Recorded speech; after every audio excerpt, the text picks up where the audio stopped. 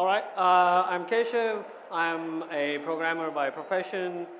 I think I do it pretty well, but I'm sure my colleagues would disagree. Um, and before I start, I have a request. Can I just... Before I start, I have a request. I have two important guests in the audience today, my wife and my daughter, so I would request you to not heckle. Okay, impact-driven development. Back in 2012, this was kind of the thought process in my family. We decided that Melbourne is a safe and a great place for us to live and bring up our daughter. So we were thinking, okay, we can't even buy a toilet in Melbourne, so there's no point in renting if we want to live here. And the only way we could think of buying was selling what we have in India and come back and buy here. So, and at the same time, I wanted to do something that made a difference, and my wife wanted to take a break, and we also wanted our daughter to see how we grew up, because she mostly was brought up here. So, and probably was under the assumption that everybody in the world grows up with an iPad, which is not a great thing. So we decided to go to India for a year or so. We booked the tickets. I didn't know what I would be doing, but I started looking for what to do for a year, and I came up with these guys. These are the founders of Logistimo, Anup and Arun. Anup is also from Johns Hopkins, which is where I went to school, and Arun was an employee of Yahoo, and they came together to start Logistimo. I'll tell a bit about Logistimo, how it all started. So Anup is a supply chain wizard who was a supply chain advisor for US Army in Iraq. And during the Iraq War, he saw things that disturbed him. So he wanted to renounce his US citizenship when his parents, who are Indians, convinced him that he can change something in India. And he moved to India and started Logistimo to solve a very simple problem, which is making healthcare available for everyone. It's a simple problem, but very hard to solve in third world setting, because most of the time there is not enough data to make decisions. And even if the data is there, it is not in a format that is really helpful to do anything. Like, these are formats that things like Apache Spark or any tool will not be able to understand, because it looks like that. So you just can't do anything. So we decided, okay, we're going to solve the problem by empowering the people at the last mile, which is all the public healthcare workers. This may not mean much to you guys, because supply chain is not everybody's cup of tea, neither was it mine. This is what we wanted to do. I want you guys to take a look at it for 2 minutes and see why it is important. In a setting like India or South Sudan, when a mother carries her child and walks 10 kilometers to vaccinate her child, if the vaccination is not available, that's depressing. And that's what we wanted to solve. So we decided to build something like that. So I know a lot of you might have not seen a phone like that. It's called a feature phone. We wanted to build J2ME app and give one phone to every public healthcare worker so that you can monitor the data and the availability of vaccines and essential drugs. So this is the project for which we won $100,000 from Bill Gates Foundation, and our CTO started working on the J2ME app, and I was parallelly building. So the app looks like that on regular feature phones, and I started working on an Android version of the same thing. So we built the app for like six to 8 weeks, I think, and then we said, okay, let's first try it out. Let's pilot it in the state that we are from. So that's The state's name in India is Karnataka. That's where I am from, and all the Logistimo people were from at that point of time. So we ended up convincing the government of Karnataka for us to pilot our project. And I don't know if you guys understand, it's really hard to convince governments, even if they don't have to pay, for us to walk in and say, you know what, we want to change something the way you do things. So it's really hard, but we convinced them, and we did our first pilot in a place called Chamarajanagar. That's approximately 300 kilometers from Bangalore. So we drove there, and our plan was to, so we had bought the phones, we had installed our app, we had put in a SIM card for the healthcare worker to use. Plan was to go there for 2 days, train all the healthcare workers on how to use the app, and come back to Bangalore and sit and watch the data flow. But unfortunately, none of that happened. We didn't see any data for a week. So we were like, what's going on? Because we had requested the government to mandate the use of our app. And in countries like India and Africa, if the government doesn't mandate it, people don't do it. Most of the employees in healthcare setting don't even want to work. They only want to get paid. I'm sure we see a lot of that in enterprise companies here as well. So we decided we got to do something out of the box, and we ended up building a dashboard that looks like this. So we called up the district health officer and told him that we are going to install a television in his office, and the television would have what you guys are seeing. It basically shows everything to do with availability of drugs and vaccines in the district that health officer controls. And it also says who has logged in, who is the worker that hasn't been working properly, and the responsibility of the officer is to call him and make sure that he works.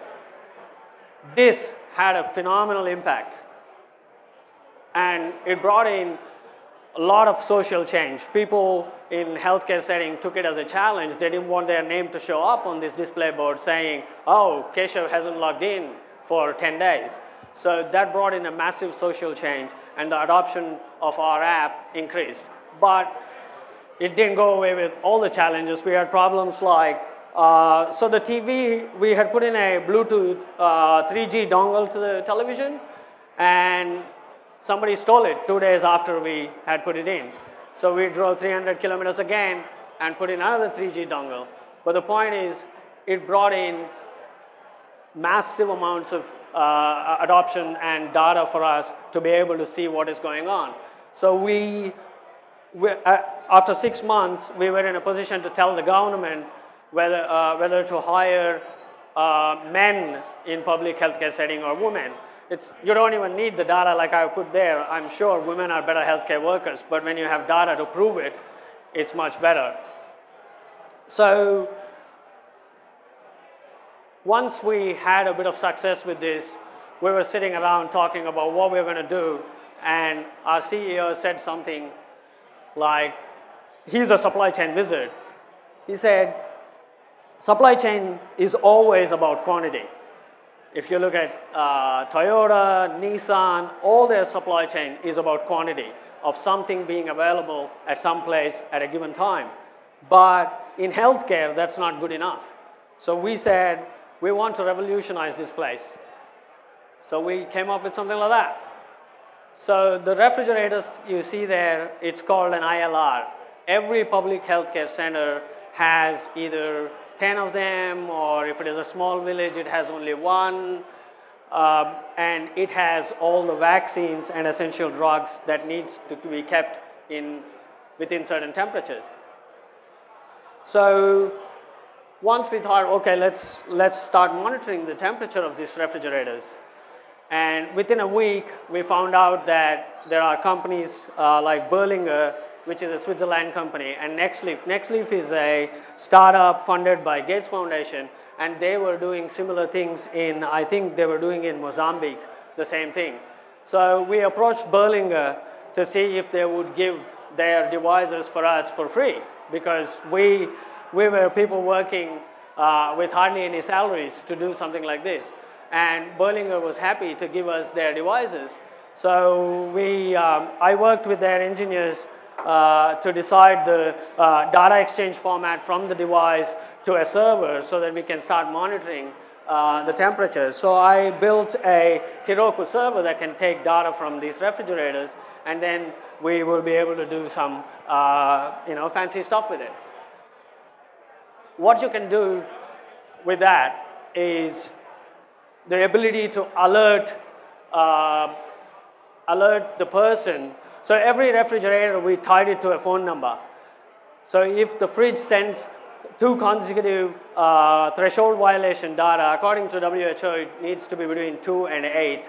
So if it violates that, then if there are 2 consecutive readings, we'll send an alert SMS to the guy who is responsible for the refrigerator, saying that it's probably the door is open. And we found out that that's most of the time, that's what happens. Because when somebody comes into the hospital and says, hey, I want 10 polio vaccines, the guy opens up the refrigerator, gives the polio vaccines, forgets to close the door. And in some places in India, the temperatures are like 43, 44. So that's not great. So when the refrigerator violates the temperature, we send alert to him saying that it's probably open. And if it is not open, then he would have to call up the headquarters and say that that refrigerator is bad, so that they can then on our website say that that refrigerator stop sending alerts to it because it's broken. That means when a person does that, he or she will also move the things that are there inside it into another refrigerator. And that is massive, because when Indian government spends a lot of money in running vaccine campaigns, and if they are not effective, the government thinks that, oh, we are running the campaign, but the actual vaccines may not be good enough. So that's the benefit of monitoring temperatures. And it comes with its own challenges. You guys can see that every deployment, you would have to drive to the place where the refrigerator is. It's not like you push a button on Jenkins and something's there in Amazon. You have to drive. It has taken us, right now I think we are monitoring 9,000 refrigerators across the country, and there are still 70,000 of them left. So you have to drive to those refrigerators, install these devices, and that's when you are going to get the data. But we're getting there. So when my colleagues were trying to deploy the devices on the refrigerators, we ended up going to a state called Arunachal Pradesh, which is, you can see, is at the foothills of Himalayas. There the terrain is really, really challenging. Sometimes 60 kilometers might cost you like 3 hours, 4 hours if you're lucky. It's that kind of terrain. So when they went there, we found out something. You guys look at that picture, it will be easier for me to explain it. So what India does is, in a hard terrain place like Arunachal Pradesh, people live in catchments. So India has an amazing nurse program called Asha. So what they do is they hire a nurse who is from that village and train her to be a nurse. And it's her responsibility to make sure that every kid that is born in the village is vaccinated, and she maintains the vaccination plan of all the children from that village. And it's a very effective program. But if you look at that, in a terrain like that, the healthcare center is always at the bottom of the hill, and the village is at the bottom of the hill, healthcare center is at the top of the hill. The lady has to walk 2 hours to get her vaccines, and then every Thursday she will run a vaccine program wherein she checks all the kids from that village. That's quite daunting. If it is snowing, she may not go. Before, if she went, she may not even have the vaccines, but we solved that problem. Then we said, we got to solve this. She should not be walking 4 hours. And we remembered we were helping Haiti government when they post-earthquake, and there was this company that was piloting unmanned aerial vehicles.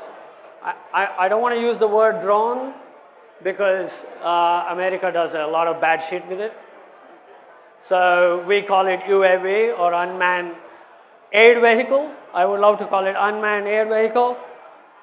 Obviously not built by us, but when you guys look this up, it's earth-shattering. Nobody gives a shit if your DVD is late. That's what some amazing engineers have built. It's a UAV that has 20 minutes flying time, easily flies around 15 to 20 kilometers. You can put an ice box inside it, and it will deliver point to point. So the idea was to pilot delivering vaccines from the healthcare center to the door of this nurse every Thursday.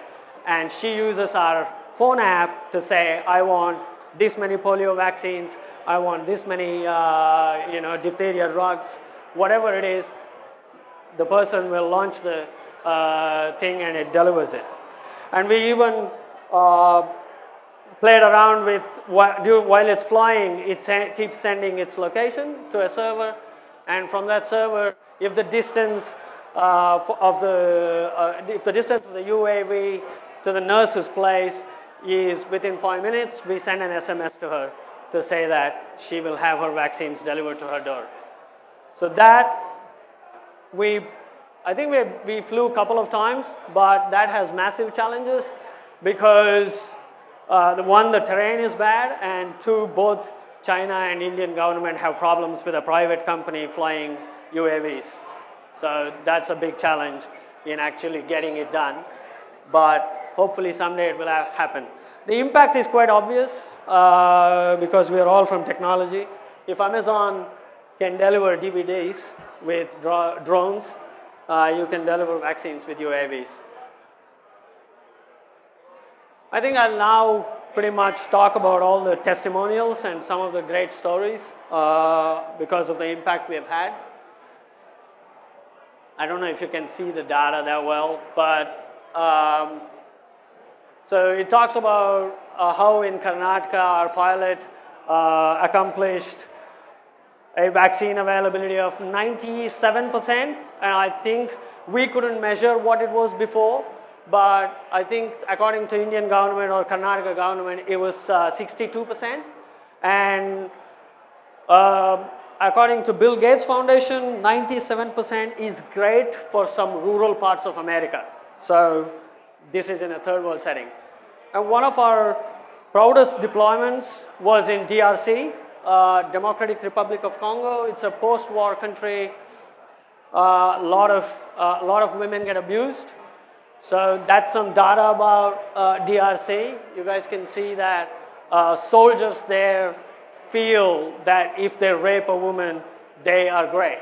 That's the setting where we deployed our supply chain. WHO distributes a kit. It's called PEP kit. It has antibiotics and instructions for the abused woman to do something in the first 72 hours, and it reduces the risk of her contracting AIDS. So that's 48 women abused every hour. Now, this is the testimonial of what Logistima has done. Since 2012, 0 stockouts. That means not a single woman went to a healthcare center and went back without the PEP kit. That's phenomenal. In a setting like the DRC, that's a massive impact. Now, since we are all technology people, that's just a bit of tech data. I know it sounds ridiculous, built by 2.5 engineers. One of them is May, the other one was CTO of the organization. Half is CTO's wife. She was part-time because she had kid responsibilities and whatnot. 4 supply chain wizards, primarily Heroku, Postgres, Amazon, Redshift, Google App Engine, you name it, whatever made it work, we would use it. That was the kind of attitude we had. I've put in some languages. I don't think that would be of much importance, but recent data, I didn't want, some of the data I had was quite old, so I called up the CEO and found out the recent data. It's pretty amazing. So the Indian government has agreed to roll this solution across the country. So it would be 28 states. Currently, it's rolled out to 9. Like you guys can see how hard it is to just roll it out. So 90% adoption rate. So nobody wants to use the J2ME app. So we have discontinued the J2ME app. The only thing that is used is the Android app. So J2ME is dead. So it's primarily all Android. 1 million plus transactions a month. That's just from 9 states. And 9,000 refrigerators tracked, deployed in 4 countries: India, South Sudan, Zambia, and DRC. Primary deployment is like for all other countries, it's on Amazon. But for India, India does not want its data outside India, so it runs in a government cloud. You can see it. Currently, there are 45 plus employees. I'm going to leave you guys with 3 important numbers. That's what this entire talk is all about. Nothing else. Availability from 58% to 97%. Wastage from 35% to 5%. This is because of the monitoring of the temperatures and social tools that we have with the app. So